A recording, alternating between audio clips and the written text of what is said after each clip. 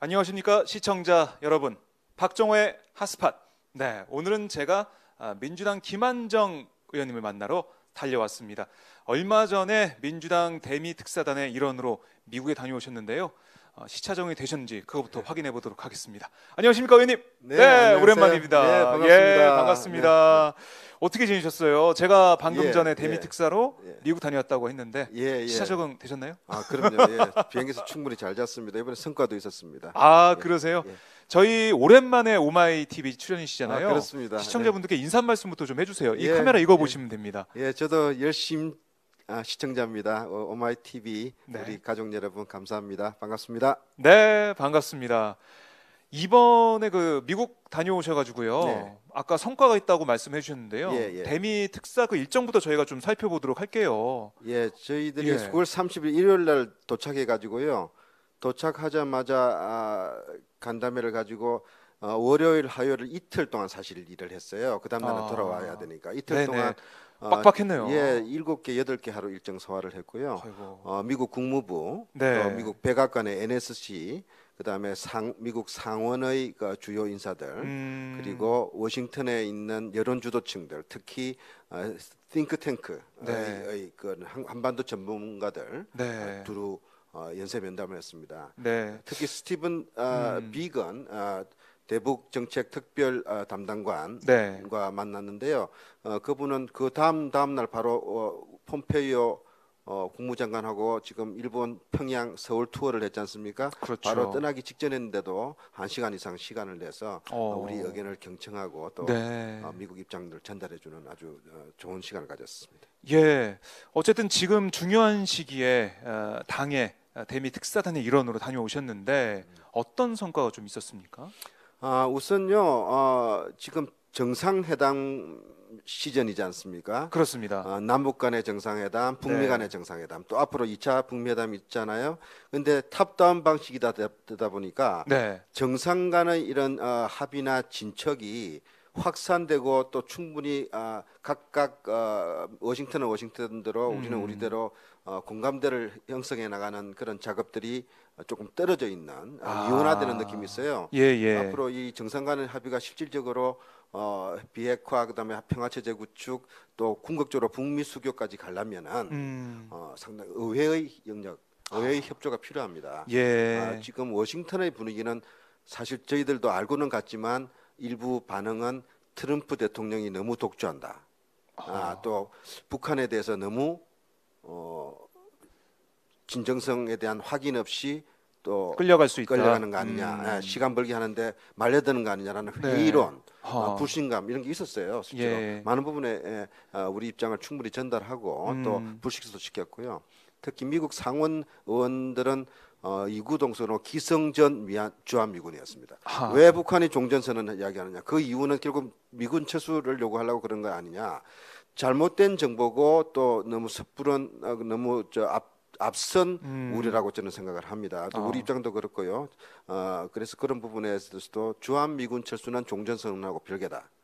그리고 종전선언과 평화협정으로 가는 과정에서 주한미군은 한미동맹의 문제이기 때문에 북한이 관여할 바도 아니고 북한도 지금 북에 대해서 미국이 군사적 위협을 하지 않는 한 주한미군 부분에 대해서는 양해를 하는 쪽으로 지금 이야기가 되고 있습니다. 그런 부분 전달을 하고 했습니다. 예. 그러니까 말씀하신 대로 지금 저희가 볼 때는 트럼프 대통령이 잘하고 있다. 우리 네. 국민들께서는 응원하는 그런 분위기인데 미국 조야의 분위기는 꼭 그렇지만 않다. 주류 언론도 그렇고.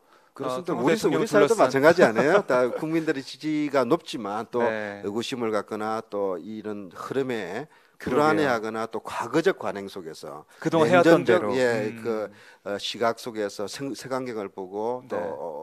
또 저항적인 그런 입장을 갖는 그런 정치 세력도 있지 않습니까? 우리 네, 사회에. 예. 우리나라 상황과 정치 상황과 좀 비슷한 모습도 있다. 이런 거네요. 그러면 뭐 관광이나 다른 일정은 소화 안 하셨습니까? 아유, 그냥 뭐 숙소와 면담장을 오가면서 예. 전혀 못했습니다. 이번에- 점심도 샌드위치 먹었습니다. 그러세요? 정말 빡세게, 그야말로 빡세게 대미 특사 활동하고 오셨는데요. 그 하고 오신 다음에 바로 폼페이오 미국 국무장관이 그렇습니다. 예. 방북했습니다. 네. 김정은 위원장을 5시간 반 동안이나 만났다. 이렇게 지금 알려지고 있는데요. 갔다 와서 바로 저희 문재인 대통령 만나가지고 회담 결과 설명하고 이렇게 했는데 자 회담 결과 좋은 것 같아요. 어떻게 좀 평가하십니까? 지금 보도를 보면은 김정은 국무위원장이 만족한다고 그랬고 네, 폼페이오 대통령은 좋은 만남이었다고 그랬고 그렇죠. 문재인 대통령도 아주 환영과 기대감을 표현을 했고 네, 트럼프 대통령도 오늘 제가 그 트윗을 보니까 예, 기대한다. 하하. 그러면은 상당히 잘 된 거 아닌가요? 다 된 것처럼 보이는데 정말로. 그러나 이제 이번 폼페이오의 방북은 북미 그동안의 교착 국면을 정상적인 이제 협상 국면으로 돌리는 그런 결정적인 계기였습니다. 네, 그리고 그 중간적 완성은 2차 북미 회담이 되겠죠. 그렇죠. 지금 그동안에 북한의 비핵화 실행 조치와 초기 조치에 대한 미국 측의 불신, 네. 불만. 또 북한은 북한대로 자기들은 이렇게 해나가고 있는데 미국이 너무 냉소하고 또 불신하는 그리고 상응하는 조치를 해주지 않는 데 대한 불만. 네. 이 때문에 두 달, 석 달 이상은 교착 국면이었습니다. 이게 이번에 반전되는 네. 그런 성과가 있었다. 저는 그렇게 보고 있고요. 실제로 저도 우리 워싱턴에서 제가 여러 가지 또 파악도 했고 저희들도 알고 있는 부분들이 있기 때문에 이제 빠른 속도로 북미 간 정상회담 준비를 하는 차원에서 네. 북미 정상회담에 대한 실무적 준비도 하면서 앞으로 북핵 비핵화 이 과정 로드맵을 네. 어떤 순서로 어떤 내용을 가지고 어떤 방식으로 추진해 나갈 것인가에 대한 예. 물밑 협상이 아주 빠르게 진행될 것입니다. 그 결과적인 선포 합의가 2차 북미 정상회담에서 있을 거로 보고 또 그런 부분에서 저는 그 과정이 조짐도 좋고 지금 여건도 좋고 네. 분위기도 좋다. 좋은 결과를 기대하고 있습니다. 네. 그러니까 폼페이오 국무장관이 오늘 이제 중국으로 떠나면서 기자들에게 이 중대한 진전 이뤘다. 그리고 핵 사찰단이 곧 북한을 방문하게 될 것이다. 이렇게 얘기를 했다고 하는데 뭐 이렇게 그 물 흐르듯이 잘 진행이 되는 것으로 좀 보여지는데요. 그럼 2차 북미 정상회담에서 이 실무선에서 아니면은 고위급에서 합의한 내용들을 완전히 도장 꽝꽝꽝 찍는 그런 일이 있겠네요. 그렇게까지 단정적으로 속단할 수는 없지만요. 저는 9.19 평양 합의가 참 잘 됐다고 봅니다. 역시 문재인 대통령께서 인내심과 그다음에 이제 북한 또 비핵화 전문가가 되셨어요. 미국도 이해하고 북한도 이해하는 유일한 아마 지도자일 겁니다. 지금 전 세계 지금 정상외교 라인에서는 9.19 합의에서 특히 김정은 국무위원장으로부터 미국의 상응한 조치가 있다면은 영변 핵 시설을 영구 폐쇄하겠다. 그렇죠. 미국이 참관하여서 실질적으로 검증하도록 하겠다. 이건 굉장한 상당히 절묘한 한 수였거든요. 저는 이 부분에 대해서 미국이나 또 우리 대한민국의 전문가라는 분들도 실제로 그 의미에 대해서 충분히 처음에 못 받아들인 것 같아요. 부분은 뭐 어차피 뭐 작은 규모 또 낡은 시설, 그렇죠. 뭐 오메가 와트급 그리고 뭐 지금 동결한다는 거지 있는 핵무기를 파괴한다는 건 아니지 않냐 깎아내려라 했거든요. 그렇죠. 워싱턴도 처음에 이거에 대해서는 파악을 잘 못했던 것 같아요. 그러나 보니까 이게 이야기가 되거든요. 왜 이야기가 되냐? 영변 핵 기지는요. 플루토늄 농축 기지입니다. 추출 기지입니다. 추출 기지. 그 다음에 우라늄탄을 만드는 우라늄 농축 기지입니다. 거기에 북한의 최고의 핵 기술자들이 다 모여 있습니다.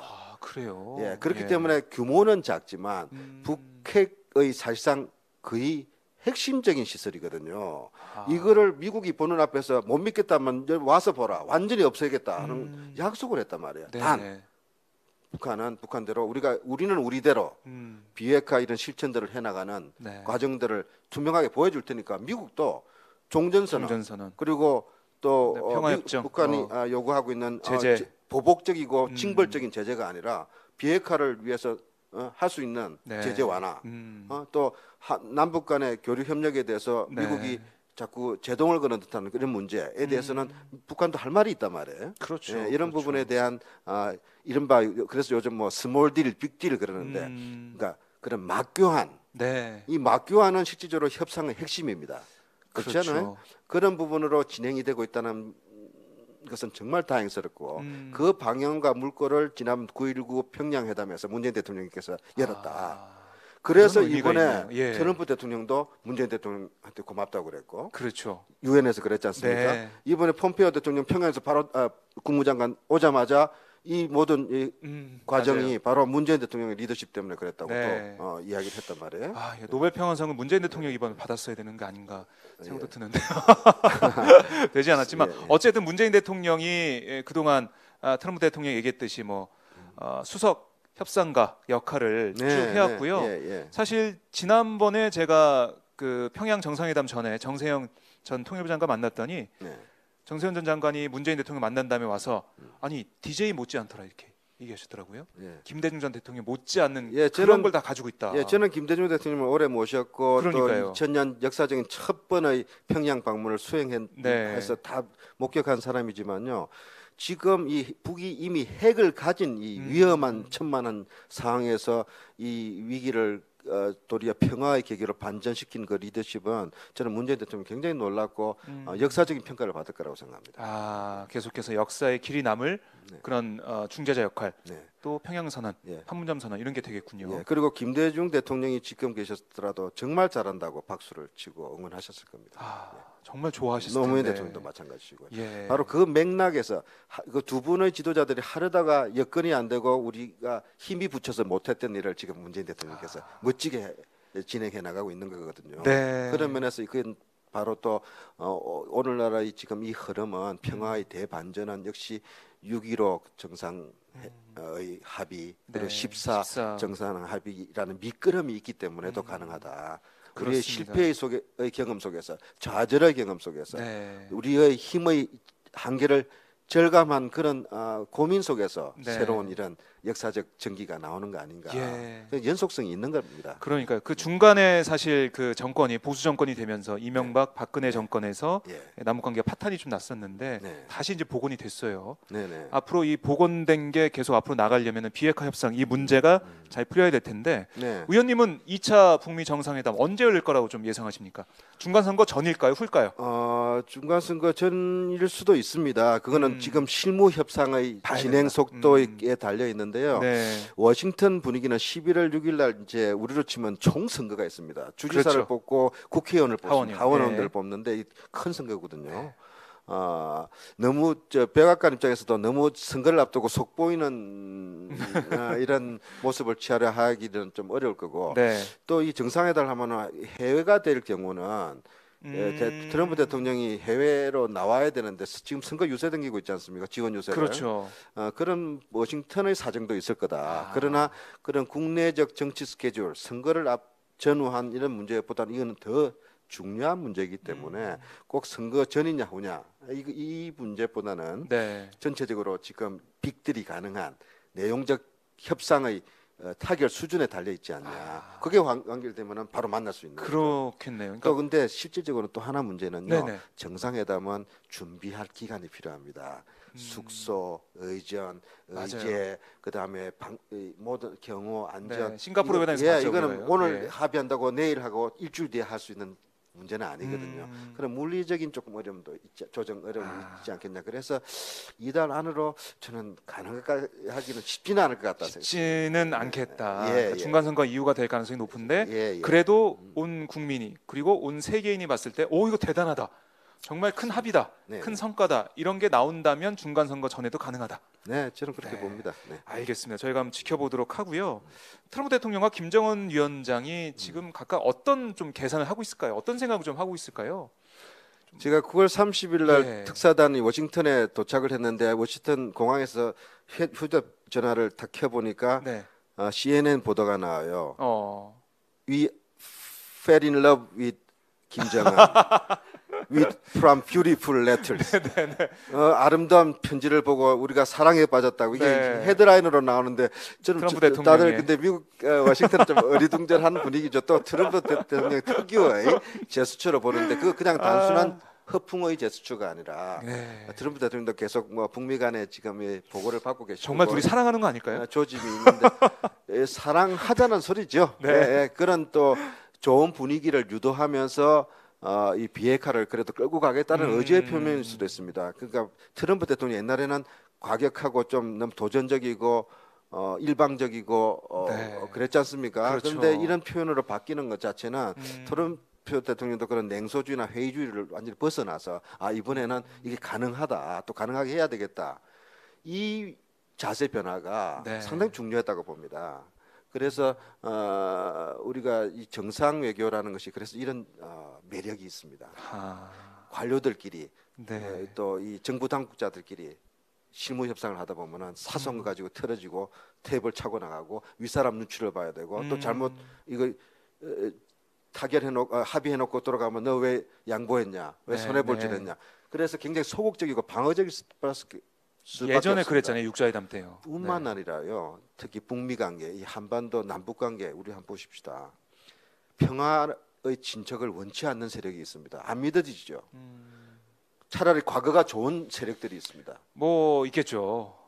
안보가 긴장되고 위기로 갈수록 이득을 보는 정치 집단이 있습니다. 그렇지 않습니까? 네. 그런 분들이 많은 지역에 많은 곳곳에 미국에도 있습니다.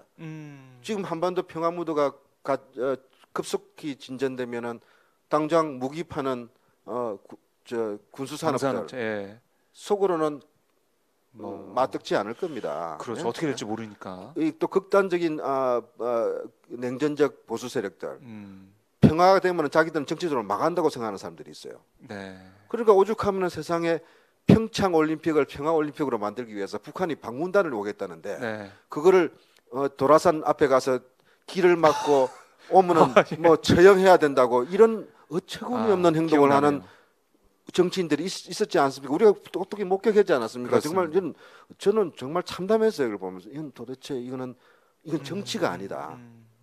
이 국민에 대한 도리도 아니고 세계에 대해서도 우리나라 정치를 어떻게 보겠느냐. 네. 그러니까 우리가 이런 부분에서 여러 가지 장애물과 걸림돌과 함정과 지뢰가 있습니다. 지금 DMZ 때에서 군사적으로 지뢰는 제거하고 있지만 네. 우리 한반도 평화를 가로막는 더 위험하고 더 심각한 지뢰밭이 곳곳에 있지 않습니까? 네. 저는 국회에도 그런 부분에서 있죠. 우리도 같이 고민해야 되고 네. 그런 지뢰도 함께 없애 나가야 된다. 저는 그렇게 생각하고 있습니다. 그렇네요. 그러니까 우리 국민이 한 목소리로 지금 뭐 북미 비핵화 협상 잘 되길 바라고 또 남북 평화 시대가 열리길 바라고 있는데 꼭 그걸 반대하는 사람들도 있거든요. 뭐 이것저것 조건을 붙여가지고 이래서 안 된다, 저래서 안 된다 이렇게 얘기하고 있는데 그래서 뭐 남북 문제로 저희가 잠깐 또 넘어가 보면 남북관계 개선에 대한 기대가 큰 반면 국회에서는 아직까지 판문점 선언 비준 동의안 통과가 요연해 보입니다.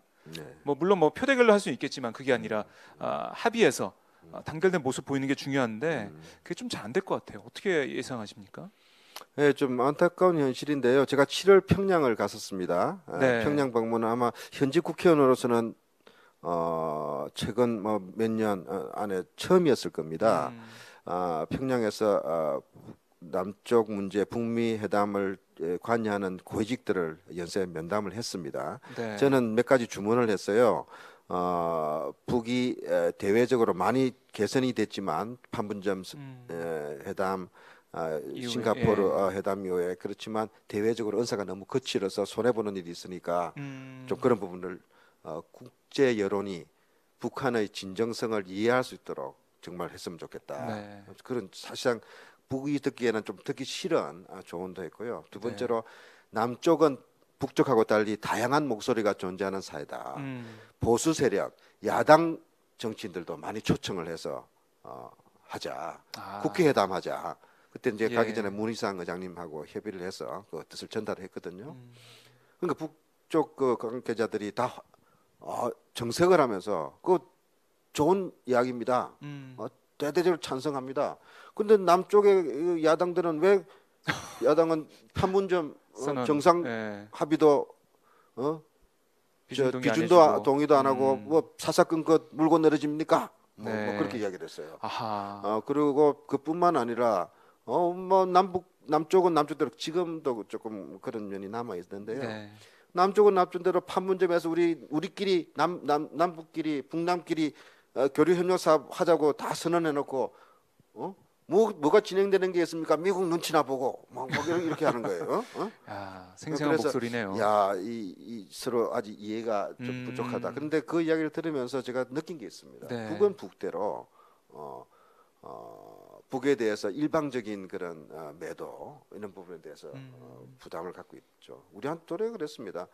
자기들은 약속을 지키는데 자기들 버전이죠. 네. 남쪽은 정권만 바뀔 때마다 정상간 합의 다 찢어버렸다 이거예요. 앞으로 이런 일 좀 없도록 합시다. 뭐 이런 식이에요. 네. 그래서 이분들이 갖고 있는 시각이 저쪽의 입장에서 보면은 이해가 되는 그렇죠. 부분들이 있구나. 답답하죠. 다 휴식 조각이 됐으니까. 그래서 이제 국회 회담이 되려면 네. 역시 판문점 정상 선언에 대해서는 대해. 비준 동의해 줘야 됩니다. 왜 그게 그러냐? 시작인데. 한 생각해 보시면 네. 지금 대통령이 야당이 대통령이 되고 정권을 가져서 그 대통령이 지금 북한과 평화 협상을 해서 네. 이제 전쟁하지 말자, 교류 협력하자 했을 때 나올 수 있는 정상 선언문 이것보다 더 잘할 수 있습니까? 자신들이 정권을 잡아서도 네. 똑같은 둘은 이것보다 더 잘하려고 할 거 아닙니까? 그렇죠. 자기들이 하면 괜찮고 문재인 대통령 하면은 위장평화 공세에 말려드는 겁니까? 그래서 지금 그분들도 냉정한 입장에서 자신들이 북한과의 정상회담 협상을 해서 네. 공동선언문을 가져왔다면 네. 우리한테 비준 동의해달라고 했을 겁니다. 그럼요. 그렇지 않겠습니까? 통일은 대박이라고 했지 따라서 않습니까? 지금 비준 판문점 선언 자체를 부인하고 비핵화 없이 아무것도 안 된다, 해줄 수 없다. 이거야말로 정치를 포기하는 일이고 예. 남북 간의 평화와 또 이 안정을 원하는 국민의 염원을 지금 정면으로 배신하는 행위라고 저는 생각해요. 그래서 비준 동의해야 됩니다. 그리고 야당은 야당대로 보수 세력은 보수 세력대로 안보에 대해서 좀 더 진지하고 더 걱정하는 거는 저는 좋다고 생각해요. 그런 관점에서 여야 간에 지금 대화를 해야 됩니다. 네. 또 그래서 또 자신들이 의구심을 갖고 있는 거는 북한 지도자들, 북한의 당국자들 우리하고 같이 만나서 그러니까요. 자신들 입장을 전달하면 됩니다. 예. 저는 지난번에 평양 가서 북한의 당국자들한테 그 얘기했습니다. 우리 입장이 다르다. 다른 사람도 있다. 그래서 여러분도 신문 남쪽 신문 봐서 다 알지 않냐. 그래서 공화국 저쪽은 자기들 공화국이라는 북쪽에 대해서 무슨 네. 좀 듣기 싫은 소리가 나오더라도 그걸 이해를 해라. 그리고 그 사람들 설득할 이제 자세도 필요하다 북한에. 내가 그렇게 이야기를 했거든요. 네. 바로 그런 자세들이 북한이 정상국가가 되고 정상사회로 가고 우리 지금 여야 정치도 정상 정치로 가는 저는 그런 길이라고 생각합니다. 그게 해결이 되면은 네. 남북 회담도 잘 될 거고요. 그러니까요. 지금 야당도 이 스스로가 파놓은 냉전의 늪에서 벗어날 수 있습니다. 지금 네. 저도 뭐 개인적으로 친분이 있는 야당 의원들 있지 않습니까? 난감해해요. 지금 이 지도부 이대로 가면은 정말 진짜 폭망한다고 생각하는 사람들이 많이 있어요. 실제로 언론에도 나오고 있지 않습니까? 네. 네? 그렇기 때문에 지금 협치 좋고 앞으로 우리 국회 협력 좋은데요. 네. 지금 현재 자유한국당 저런 리더십, 저런 지도부 평화를 반대하고 대안도 제시하지 않고 북미 회담도 무슨 고춧가루를 뿌리려는 식의 그런 접근법으로는 정치적인 미래가 굉장히 어두울 것이다. 네. 저는 그렇게 생각하고 빨리 자세 전환해야 된다. 지금도 안 늦었다. 저는 그렇게 생각하고 있습니다.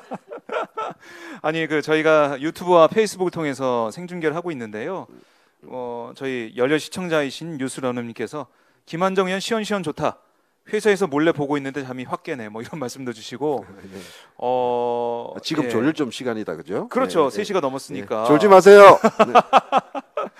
네, 라이브죠. 말 끊임없이 잘하시네요. 이런 쿠아 H님의 댓글도 있고요.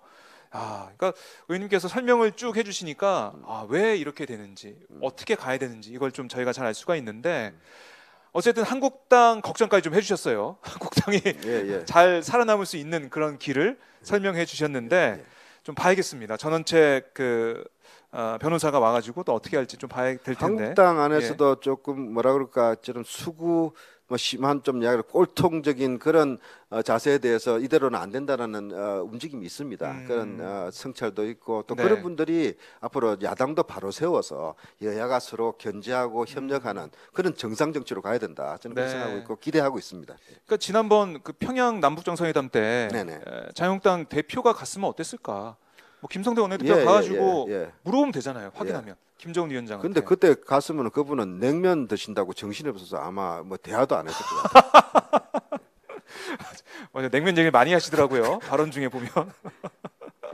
네, 김한정 의원님과 인터뷰를 진행하고 있는데요. 이것도 좀 여쭤볼게요. 그 위장 평화 공세 아까 잠깐 언급하셨지만 이거 우려하는 시각도 있는데 예, 예. 북한이 정말 위장을 해서 예. 평화 공세하다가 과거로 회귀할 가능성이 있습니까? 어떻게 보십니까? 저는 그 확률은 제로다고 이야기하지는 않습니다. 그렇지만 평화 공세 자체를 나쁘게 보는 것도 이해가 안 됩니다. 그럼 전쟁 공세하는 게 낫습니까? 작년처럼 뭐 툭하면 미사일 쏘고 예. 이판사판 핵전쟁으로 가자 하는 네. 게 좋습니까? 예. 예, 서해에서 조중에 무조건 공격하고 연평도 포격하고 좋습니까? 네.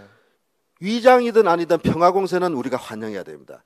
그게 바로 평창 올림픽이었습니다. 네. 그 평화 공세를 절묘하게 문재인 대통령께서 좋다 예. 받아들이고 끌고 와서 이까지 왔지 않습니까? 북한은 외로운 존재입니다.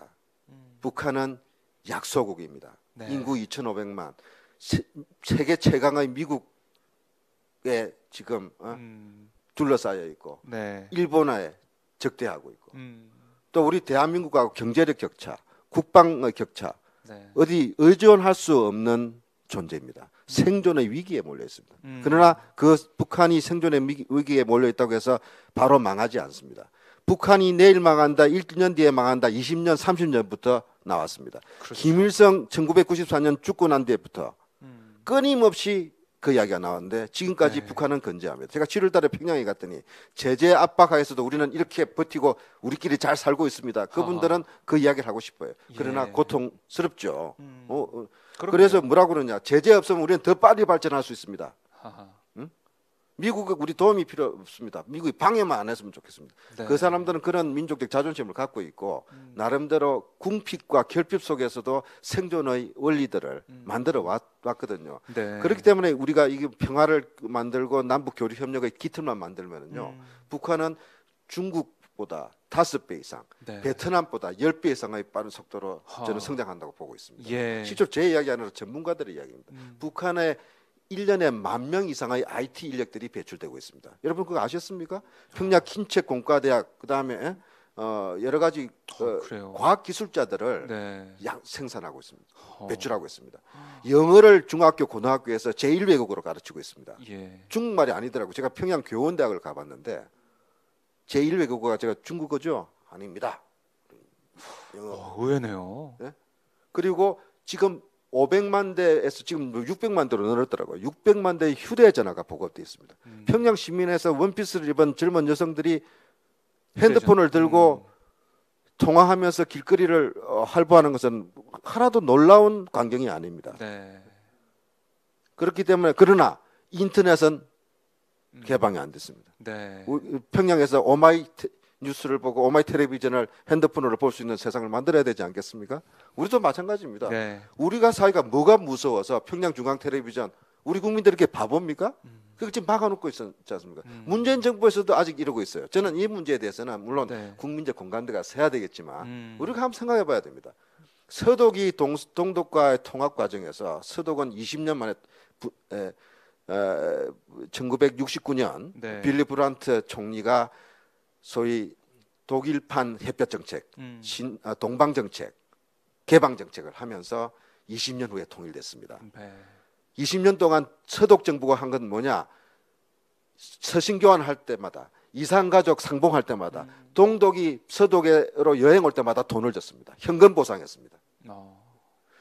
서독의 텔레비전을 전파하게 하지 않는 조건으로 동독에 무상차관, 유상차관 경제 지원했습니다. 한마디로 엄청난 퍼주기를 했습니다. 우리는 그렇게 할 수는 없습니다. 네. 그렇기 때문에 어떻게 됐냐? 서독은 동독에 대해서 형님으로서 그리고 형제로서 접근을 했기 때문에 동독 국민의 마음을 샀습니다. 네. 그래서 동독 사람들 사이에는 낮에는 공산당, 밤에는 서독 사랑, 뭐 이런 이야기가 우스갯소리로 돌 정도로 그런 물밑에 서로 교감과 협력이 있었기 때문에 베를린 장벽이 무너지자 동독 사람들이 총선을 통해서 선거를 통해서 통합하자. 네. 그래서 통합된 겁니다. 야, 저희가 역사의 한 페이지를 계속 네. 듣는 그런 기분인데요. 그만큼 우리 이 정부가 북한과 함께 남북 경협이라든지 이런 교류 사업을 통해서 우리 한민족이 하나가 될 수 있는 또 네. 분단의 고통 또 전쟁의 위험에서 벗어날 수 있는 네. 그런 길로 가자는 건데 이거 반대하는 목소리가 좀 안타깝고 아쉽고 이해가 되지 않는 측면이 있습니다. 이번에 어쨌든 평양 공동선언 보면 네, 네. 정말 또 한 발자국 우리가 앞으로 가는 듯한 느낌이 들었습니다. 경제협력 네. 얘기도 있었고 이 군사 긴장 완화 얘기도 실질적으로 이제 구체적으로 나오고 있고요. 예. 이번에 이 남북 정상회담 직접 못 가셨는데 예, 예. TV로 좀 보셨을 텐데요. 어떤 네. 부분이 좀 인상적이었나요? 뭐 저는 사실 좀 뭐 예상과 크게 그러세요? 기대해서 끝나지는 않았고요. 저는 딱 내려서 예. 그 우리 김대중 대통령께서는 예, 김정일 예. 위원장 같은 차에 타고 네네네. 이동하셨잖아요. 예, 뭐 그때는 이제 김정일 위원장이 예. 나온다는 것 자체가 그렇죠. 상상 못했던 뉴스였죠. 일인데 뉴스였는데 스프라이즈였죠. 그렇죠. 예, 이번에도 문재인 대통령과 김정은 위원장이 한 차에 타고 예. 단독 회담을 하면서 가지 않을까 했는데 다른 차를 탔어요. 그래서 좀 실망했는데 나중에 보니까 카퍼레이드를 하더라고요. 저는 다양한 놀랐습니다. 각도에서 볼 수 예. 있지만 지난 9월 19일 평양 정상회담의 가장 그 여러 가지 이벤트 중에서 네. 제가 유심코 봤던 부분은 5일 경기장 15만 명의 평양 예, 시민 예. 앞에서 문재인 대통령의 육성 연설이었습니다. 음. 우리 두 정상은 두 지도자는 한반도의 비핵화에 대해서 완전히 합의했습니다. 얘기했잖아요. 네. 예? 완전히란 표현을 했는지는 모르겠습니다. 확약했습니다. 예, 확약했습니다. 이렇게 얘기했습니다. 예. 평양 시민에게 김정은 노선 음. 핵 가지고 어렵게 살지 않겠다는 아. 대신에 핵을 포기하지만 평화와 안전을 얻고 경제를 추구하겠다는 네. 그 노선에 대해서 공인받고 남쪽한테도 사실상 도와달라는 남쪽과 함께 하겠다는 것을 평양 시민들 앞에서 네. 또 통해서 전 세계 앞에서 선언한 것이라고 생각하거든요. 그거를 본인도 중요하지만 문재인 대통령을 내세워 가지고 평양 시민들에게 그런 모습을 보여준다는 것 자체는 예. 저는 깜짝 놀랐어요. 역시 김정은은 아버지나 할아버지와는 다른 지도자다. 그리고 저 양반이 진짜 그간의 결심 부분들 점점 더 굳혀 나가고 있구나. 네. 그렇기 때문에 위장평화공세라고 이야기하시느라 평화공세에 대해서 도와줘야 된다. 그리고 평화공세를 가는 과정에서 김정은의 리더십이 평화로 가고 있기 때문에 네. 그 리더십을 도와줘야 된다. 그걸 흔들어 버리면은 더 나쁜 방향으로 흐를 수가 있죠. 북한도 그렇죠. 우리가 볼 때는 1인 독재 국가라고 이야기를 하지만 신이 다스리는 나라는 아닙니다. 북한도 언론이 있고 네. 정파가 당이 있고 당이 있고 또 보수 강경 군부가 있습니다. 그렇죠. 그런 것들을 다 아우르면서 한 발짝 한 발짝 갈 수 뛰어나가고 있게. 북한 입장은 더 위험하고 어려운 무서운 길일 수도 있습니다. 그렇지 않습니까? 네. 그런 입장에서 볼 때 역시 이 정상회의 성과 그런 부분들 확인할 수 있는 아주 백미가 저는 거기였다. 저는 맞아요. 그렇게 보고 있습니다. 저는 그 백두산 천지에서 두 정상이 손잡았을 때 예, 예. 그것도 이제 감정적으로는 되게 예. 북받쳐 오더라고요. 예. 너무 좋았는데 예. 천지는 아직 못 가 보셨죠? 저는 여러 차례 중국 쪽으로 해서 갔는데 다음번에는 저도 그러니까요. 꼭 그러고 싶습니다. 예. 저 오마이 TV랑 같이 가셔가지고 거기서 생방송 좋습니다. 하면 좋을 좋습니다. 예. 날 잡으세요. 날 잡으세요. 날은 언제든 잡을 수 있는데 갈 수 있느냐가 문제인데요. 예. 평양 이번에 뭐 14 공동선언 기념행사로 당에서도 많이 올라가고 그랬는데 네, 이제 네. 평양 왔다 갔다 하는 일이 좀 많아지겠죠. 어떻게 보세요? 예, 그래야 됩니다. 예. 또 그럴 쪽으로 상황이 저는 진전이 될 거라 보는데요. 특히 2차 북미 회담 이후에 역시 제재 문제가 조금 해결이 돼야 됩니다. 네. 북한의 핵 포기 상태가 또 비핵화의 진전 정도가 미국이 볼 때는 이만하면 이제 되돌릴 조금, 단계를 넘어섰다는 데까지는 미국도 쉽게 제재를 풀려고 하지는 않을 겁니다. 그러나 그 사이에서 남북 간의 정상적인 교류 협력, 민간 교류 협력 또 할 수 있는 제재, 북한이 핵을 다시 개발하게 하고 미국에 대해서 위협하고 세계 평화를 도전하는 행동을 하지 않는데도 불구하고 단 한 방울의 기름도 단 한 톨의 쌀도 단 한 푼의 돈도 북한 땅에 떨어져서는 안 된다는 식의 접근은 저는 굉장히 맹목적이고 그리고 카운터 프로덕티브하다고 생각해요. 비생산적입니다. 실제로 네. 우리가 제재를 하는 목적이 비핵화를 촉진시키기 위한 겁니다. 그렇죠. 비핵화로 끌고 가기 위해서 압박하기 위해서 국제 제재를 한 건데. 네. 근데 국제 제재를 명분으로 삼아서 도리어 북한을 더 위협하고 억압하게 되면 북한의 반발을 사게 그렇죠. 되거든요. 그래서 핵개발할 수 있는 거 아닙니까? 김정은의 네. 처지가 난처해질 수도 있다는 면도 있어요. 리더십이 거꾸로. 흔들릴 수 예. 있고. 그래서 이런 미묘한 부분들이 있기 때문에 네.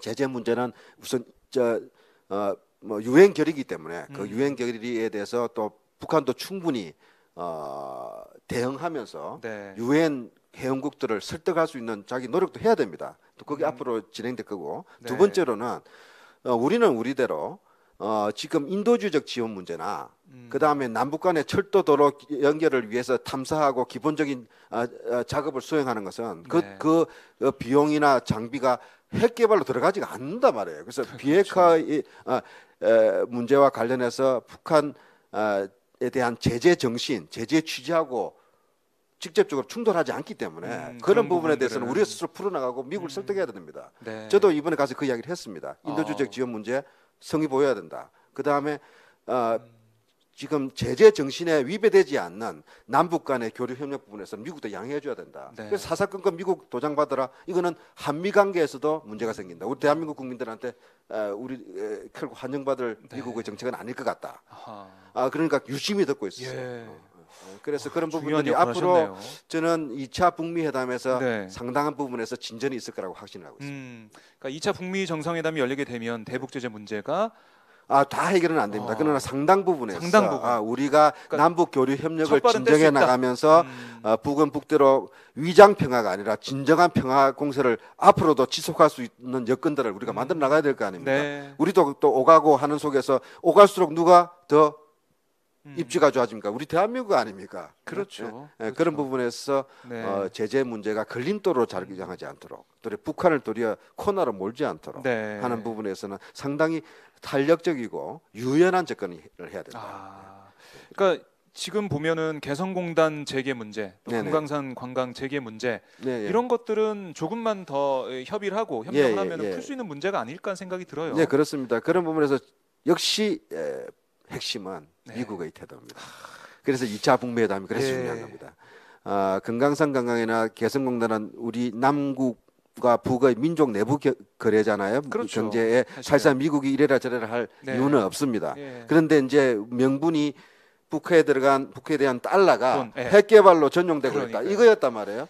또 미사일 개발로 들어가고 있다. 음. 북이 지금 미사일 기지 동창리 폐쇄하고 미국도 참관시키겠다. 영변 핵 기지 완전 중단하고 완전 파쇄하는 걸 미국한테 확인시켜 주겠다. 네. 하는 이 시점에서는 그러니까 그거 안 들어가는 거 아니에요? 그게 적용이 네. 될 수가 없죠. 네. 그렇게 또 설득을 해야 될 것 같은데. 북도 그렇기 예. 때문에 그 약속을 지켜야 됩니다. 그럼요. 그렇게 해서 그런 진척에 대해서 국제사회의 의구심을 털어낼 수 있도록 음. 북은 북대로 우리의 진정성을 세계가 몰라주고 미국이 몰라줘서 답답하고 야속합니다. 김정은 국무위원장이 그런 식의 이야기를 했지 않습니까? 네. 그 이야기 답답하다. 심정은 이해하지만 그거는 본인의 이야기고 국제사회가 납득하고 또 반박하지 않을 만큼 네. 실체적인 진전들을 보여줘야 된다. 그런 면에서 그렇기 때문에 이번에 9.19 합의에서 네. 영변 핵시설 폐기와 동창리 폐기가 임진시험장 중요한 실천적 가시적 아. 진전이라는 겁니다.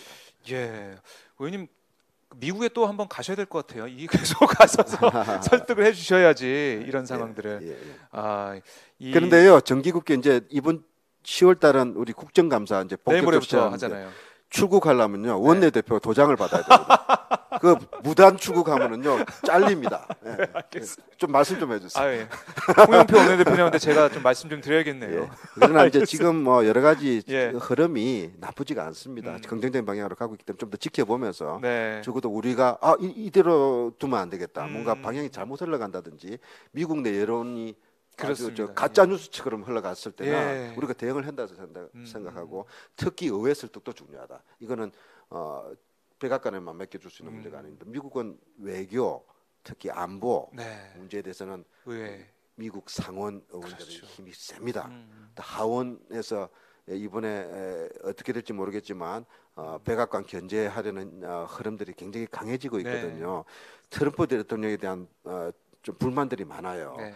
트럼프 대통령의 불만이 도리어 지금 바람직하고 역사적인 북미 관계 진전에 불똥이 튀지 않도록 부정적인 영향을 일종의 휩쓸려 가지 않도록 네. 우리는 그런 것들 차단하는 노력을 또 해야 됩니다. 미국 내에서도 평화 세력 그다음에 한반도의 평화 안정을 긍정적으로 보는 그런 건강한 그런 시민사회가 있기 때문에 네. 우리가 그런 우리 이야기 전달 연대를 해야겠네요. 그럼요. 예, 국정감사 기간이라도 뭐 전화 통화를 통해서도 많이 설득해 주시고요. 예, 예. 자, 김정은 위원장의 서울 방문 아마 올해 안에 있을 것으로 보이는데 네네.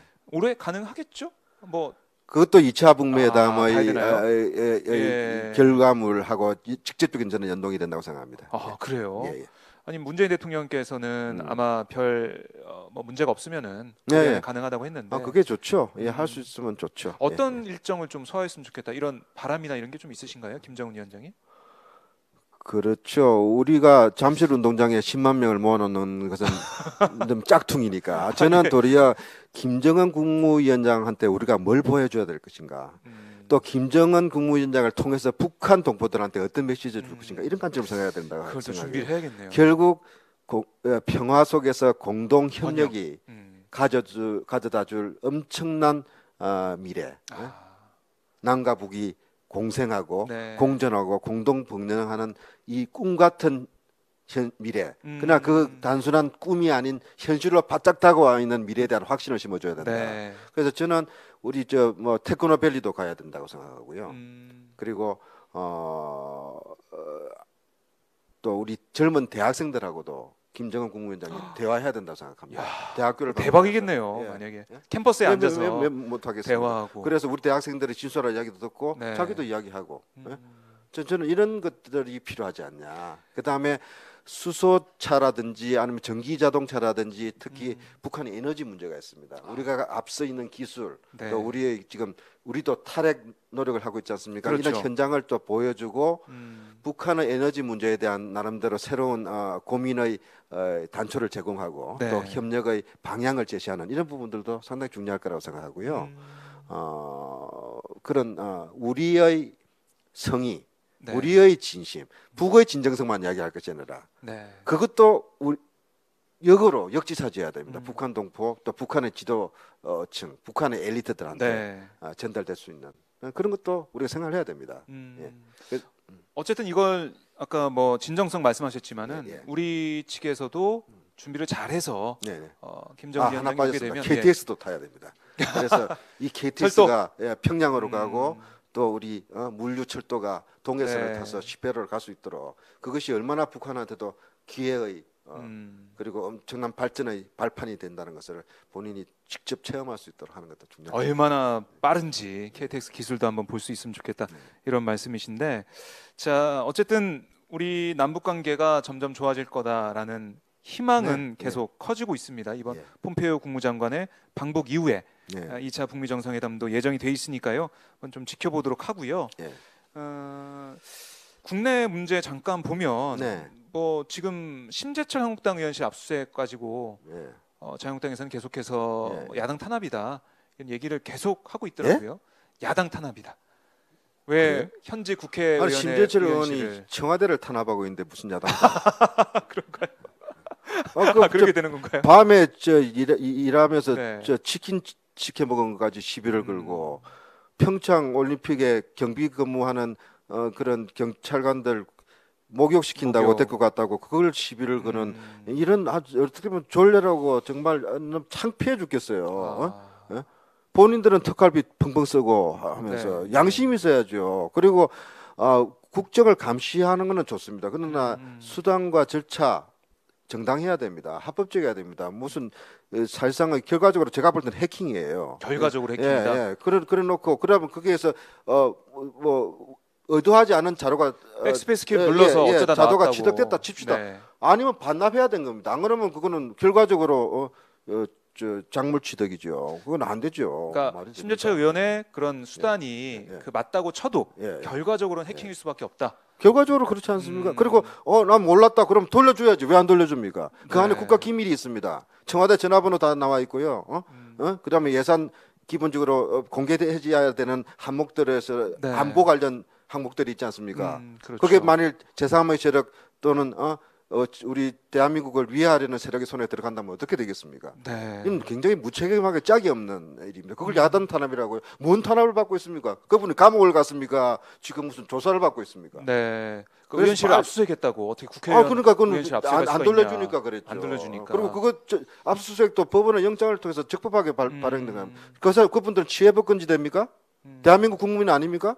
네. 저 심재철 의원 진짜 잘못했다고 생각해요. 그 잘못했기 때문에 지금이라도 빨리 반납하고 저 그 보안이 잘못된 거? 위배되는 예, 그런 예. 자료들에서는 빨리 폐기하고 그런 역의 절차를 밟아야 된다 생각합니다. 네. 그리고 본인이 문제 제기할 거는 그런 치사하고 치졸한 것이 아니라 정말 국가 예산이 잘못 쓰고 있는 부분이 있으면 그걸 가지고 국정감사 때 또 국회에서 활동을 통해서 정당하게 해 나가면 됩니다. 네. 지금 그건 진짜 천만 잘못된 거고요. 아니요, 청와대에 계셔 보였으니까 알지만 네네. 뭐 365일 24시간 돌아간다 네. 이런 말 청와대에서 해명으로 내놨던데 예. 정말 그런가요? 정말 그렇게 제가요 사실 예. 저도 이 과정에서 좀 일부 책임이 있습니다. 제가 어, 작년에 재작년이군요. 네. 국회 운영위원으로서 제가 청와대 예산 심사를 했습니다. 아, 그러세요? 그때 박근혜 정부 말기였습니다. 네. 저는 그래서 그 예산 심사하면서 그 다음 해에 영수증 없이 쓸 수 있는 특활비를 네. 200억 원 이상을 책정을 해놓고 그걸 통과를 시켜달라고 갖고 왔더라고요. 박근혜 청와대에서. 예, 박근혜 예, 청와대 예. 그 예산 담당관하고 어허. 총무비서관하고 그래서 내가 물어봤어요. 속으로는 내년에 인기도 못 채울 사람들이 세상에 왜 이렇게 돈을 많이 그 말은 못하죠. 예, 그 말은 못 하시죠. 근데 아니 왜 영수증 처리하지 않는 돈을 200억. 200억씩이나 이렇게 올리냐? 그러니까 뭐 국가기밀 무슨 국가기밀이나 실제로 용도가 뭐냐? 나도 청와대에 있어 본 사람이다. 네. 솔직히 이야기하시오. 그러니까 뭐 대통령이 금일봉도 필요하고 뭐 위문금도 필요하고 경력금도 필요하지 않습니까? 네. 뭐 아시면서 그러냐는 식으로 이야기를 해요. 그거야말로 그렇기 때문에 영수증 처리해라. 그 다음에 직원 격려하는데 왜 그걸 비밀리에 해야 되냐? 그럼요, 맞아요. 좋은 일인데. 사회적으로 올바른 일을 한 의인에 대해서 대통령으로서 치하를 하려면은 그게 왜 영수증이 있으면 안 되는 거냐? 네. 금액을 알릴 필요는 없지만 그 영수증은 보안 처리된다. 투명하게 하면 되지 않냐? 그러니까요. 야, 그렇게까지 말씀을 하시면서 했는데 어쨌든 심재철 의원이 제기한 그 공개한 그런 것들 김동연 부총리와 그 대정부질문에서 봤던 대화 내용 보시면 죄송합니다. 그래서 예. 삭감을 했어요 제가. 대한민국 역사상 처음으로 청와대 특보비를 제가 20% 이상 삭감한 장본인입니다. 그런데 그 피해를 문재인 대통령이 보고 계세요. 그러니까 얼마나 지금 살림이 어려울 겁니다. 예. 그렇게 됐네요. 그런 속에서 지금 뭐 남북 관계 또 여러 가지 네. 평창 올림픽 또 24시간 인수위도 없이 가동이 됐지 그렇죠. 않습니까? 네. 그런 속에서 부분적으로 뭐 조금 적절치 않은 부분이 없지 않을 수도 있다 생각해요. 나중에 그러나 보다 저는 보면 설명이 되고 또 설명을 하고 있습니다 청와대에서. 네. 그러니까 그 설명하는 것을 해서 무시해버리고 마치 이게 뭐 대단한 비리가 저지른 그러니까요. 것처럼 그러니까 뭐 그 김동연 부총리와의 대화를 통해서 보면은 뭐 호텔, 면세점 이런 게 나왔다고 했는데 김동연 부총리가 해명한 거 보니까 예. 호텔은 호텔 그 측에서 운영하는 중식당 식당이었고 면세점은 우즈벡 부총리 회담에 사는 그 거기서 필요한 기념품을 산 거였고 뭐 이렇게 다 해명이 되고 있는데 그러니까 주말에 뭐 야간에 쓰더라도 이 해명이 되고 다 서류로 첨부가 되면은 가능한 건데 이런 것도 따져보지 않고 무조건 폭로하고 보는 모르겠습니다. 이게 뭐 정치적으로 그동안 있었던 관행인지 모르겠지만은 국민들께서는 이해할 수 없는 그런 부분들이 이번 심재철 의원 사태를 통해서 드러나고 있습니다. 그리고 예. 이제 여론에서도 보면 지금 판정패예요. 판정패. 별로 덕 못 봤습니다. 우선 심재철 의원이라는 캐릭터 자체가 그렇게 뭐 좀 그렇고요. 좀 미안합니다. 인신공격이 네, 네, 아니라 하는 행태도 그렇고 지금 대처 방향도 그렇고 그리고 명분도 실리도 없는 짓을 왜 자꾸 하는지 모르겠어요. 네. 저는 이 부분에 대해서 지금 자유한국당이 또 은하도 폭망할 수 있는 그런 길로 가고 있다 저는 생각하고 있습니다. 네, 알겠습니다. 오늘 자유한국당에 좀 조언을 좀 많이 해주시네요. 남북 관계도 그렇고 이 현안에 대해서도 그렇고 많이 조언해 주시는데요. 예. 원래 저 몸에 좋은 약은 좀 쓴 편입니다. 입에 쓰죠. 알겠습니다. 아유, 저희가 말씀드린 순간 계속해서 한 50분 정도 지금 지나고 있는데 아우, 시간이 금방 가네요. 의원님 열변을 토하셔가지고 저희가 마치 강의 듣는 듯한 아이고 죄송합니다. 좋은 말씀을 좀 많이 들었는데 예, 이제 사람들이 예. 가르치려 하지 마라, 어떡하지 하지 마라, 그냥 네 말만 하라 하는 게 저는 맨날 아니, 듣고 있는데 저희가 그렇게 들렸습니까? 생각하지 못했던 예, 그런 그건 부분들 아니죠. 잘 예. 짚어주셨습니다. 예, 예, 감사합니다. 네, 저희가 마무리 좀 하면서요. 네, 이제 내일 모레부터 국정감사가 시작이 됩니다. 예, 예. 어떤 마음으로 또 어떤 부분에 집중적으로 예, 예, 임하실지 예, 좀 예. 들어보겠습니다. 예, 저는 저 국민의 안전을 네. 포괄하는 네, 행정안전위원회에서 행안이시죠. 활동하고 있기 네. 때문에요. 특히 어린이 안전 아, 맞아요. 그 부분을 좀 더 들여다보려고 합니다. 그래서 지난번에 잠자는 아이 스쿨버스 그 사고 방지를 위한 그럼요. 입법도 했고요. 네. 우리 아직도 우리 사회에 사각지대들이 많습니다. 안전 사각지대들이 있습니다. 이걸 법적 제도적으로 확실히 끌어올리는 작업들을 계속해 나갈 생각이고요. 네. 그 다음에 몰카 지금, 예? 그 다음에 소위 복수형 동영상 이 네. 문제에 대해서는 저는 이번에 경찰을 닥달을 해서라도 네. 예? 이런 문제에 심각하죠. 대해서 특히 여성들이 분노하고 좌절감 느끼고 공포감 느끼는 이 문제에 대해서 과연 얼마나 경찰이나 또 이 치안 당국이 제대로 대처하고 있는지를 좀 제대로 네. 파헤칠 생각입니다. 예. 그리고 웹툰 등 이런 불법들이 많아요. 이 웹툰이 인기가 있잖아요. 네. 그러니까 웹툰을 불법 복제해 가지고 이걸 미끼로 내 가지고 음란 동영상 사이트, 도박 사이트로 지금 네. 끌어들입니다. 청소년한테 아주 나쁜 영향을 미치고 웹툰이라든지 건전한 콘텐츠 제작자를 사기를 걷고 돈을 훔쳐가는 거예요, 실제로. 네. 이 부분에 대해서 차단하는 노력들을 지금 계속 요청을 해왔는데 얼마나 진척되고 있는지, 과연 얼마나 제대로 잘하고 있는지 좀 점검할 생각입니다. 점검을 해봐야겠네요. 예, 예, 예. 참 저희가 오늘 말씀 들으면서 많은 시청자분들께서 예. 좀 김한정 의원님은 좀 자주 보고 싶다 이런 생각 좀 하실 아이고, 것 같은데 감사합니다. 국정감사 때문에 바쁘셔가지고 예. 어떡합니까? 저희가 잠을 그래도 쪼개겠습니다. 네. 틈새 시간을 만들어서 의원님의 예, 이 남북관계 문제나 예, 예. 외교 문제 또 네, 네. 안전 문제에 대해서 예, 예, 더 예. 한번 들어보도록 하고요. 네, 네. 또 국정감사 기간에도 우리 국민들께서 궁금해하시는 예, 것들이 예, 많이 나올 예, 것 같아요. 예, 예. 그때만 제가 연락을 드리겠습니다. 감사합니다. 제 전화는 꼭 받아주시기 바랍니다. 예. 네, 김한정 의원님과 오늘 저희 박정호의 핫스팟에서 말씀을 나눠봤는데요. 중요한 시기입니다. 한반도의 중요한 시기에 의원님의 말씀을 들으면서 맞아. 이런 부분이 있었지 이런 생각 많이 하셨을 것 같습니다. 김한정 의원님의 말씀을 저희가 더 자주 들어보도록 하고요. 끝으로 의원님께서 저희 시청자분들께 인사 말씀해 주시면서 저희가 마무리를 하도록 하겠습니다. 예. 네. 우리 오마이뉴스 시청자 여러분 안녕하세요. 우리가 평화 시대로 들어섰습니다. 이미 들어섰습니다. 그러나 조심스럽습니다. 이거는 평화는 유리알 같은 겁니다. 깨지기 쉽습니다. 그리고 이 평화를 저지해서 이득을 보려는 세력들이 있습니다. 과거에도 그랬고 앞으로도 있을 것입니다. 촛불 정신은 평화의 정신입니다. 이 평화를 지켜나가기 위한 우리의 노력들 함께 해주시고요. 또 우리 사회에서도 이 평화에는 보수 진보 방법이 다르지만 목적은 같습니다. 이 목적에 부합하는 정치를 하고 있는지 여러분 감시해 주십시오. 그리고 작년에 생각해 보십시오. 전쟁 위기까지 몰렸습니다. 그래서 우리의 외교 노력을 우리 스스로가 냉소하는 세력들이 있었습니다. 코리아 패싱을 우리가 이야기하고요. 문재인이 무슨 놈의 표현이 좀 죄송했습니다. 뭐 운전자냐? 우리 스스로 비하하는 목소리가 우리 내부에서 있었습니다. 부끄러운 현실입니다. 북한이 화해의 손을 내밀고 평화의 구원을 요청하면서 평창으로 내려오는데 길목을 막아서고 저조했던 정치 세력들이 있습니다. 이걸 어떻게 용납하겠습니까? 저는 이분들이 빨리 마음을 고치기 바랍니다. 그래서 이 평화의 시대는 단순하게 우리의 안보만 도움이 되는 것이 아니라 경제적 기회가 생깁니다. 우리가 북을 도우면서도 우리 중소기업, 자영업, 젊은이들이 북에서 새로운 경제적 기회를 얻어나가는 일이 꿈같은 이야기가 아닙니다. 우리가 앞으로 그걸 해나갈 것입니다. 그래서 북한도 이익을 보고 우리 경제도 새로운 북방 진출 그리고 한반도 통합 경제의 그런 새로운 미래들을 만들어 나가는 속에서 오늘날의 경제적 여러 가지 어려움들 또 극복해 나갈 수가 있습니다. 우리는 잘할 수 있다고 생각합니다. 민주주의 했고요, 그렇죠? 평화적으로 정권 교체했고요.